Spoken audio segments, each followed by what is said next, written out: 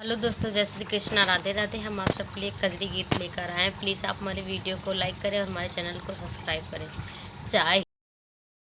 मई चाहे नाय हो समनमा में ना जैब ना दो, चाहे पिया मई चाहे नाय हो समनमा में ना जैब ना दो, ना जैब ना दो, ना जैब ना दो, चाहे पिया मई चाहे नाय हो सावनमा में ना जैब ना दो। सोने की थारी में भोजन परोसे, सोने के थारी में भोजन परोसे,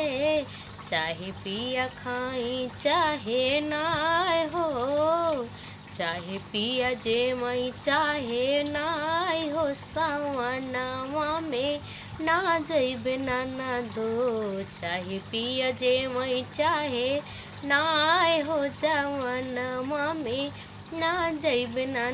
दो, चाहे पिया मई चाहे नाय हो सावनमा में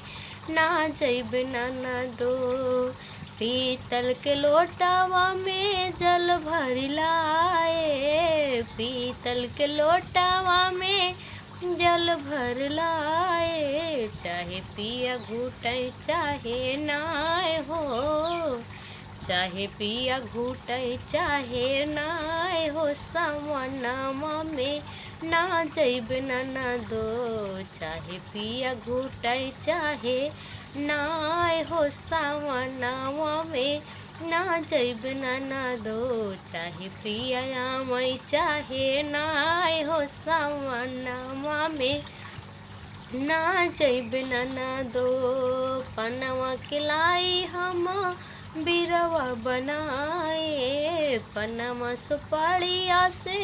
बिरवा बनाए, चाहे पिया कूचाई चाहे नाय हो, चाहे पिया कूचाई चाहे नाय हो सावनमा में ना जैब ना दो,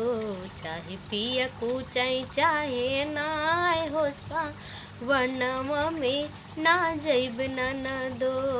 बगिया से चुनी चुनी फूलवलिया वाली, बगिया से चुनी चुनी फूलवलिया वाली, फूलवलिया के अपनी सजिया सजावाली, फूलवलिया के हमहू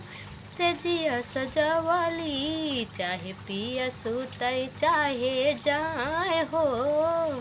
चाहे पिया सोई चाहे जाए हो सावनमा में ना जैब ना दो, चाहे पिया सोई चाहे जाए हो सावनमा ना जैब ना दो, चाहे पिया मई चाहे नाय हो सावनमा में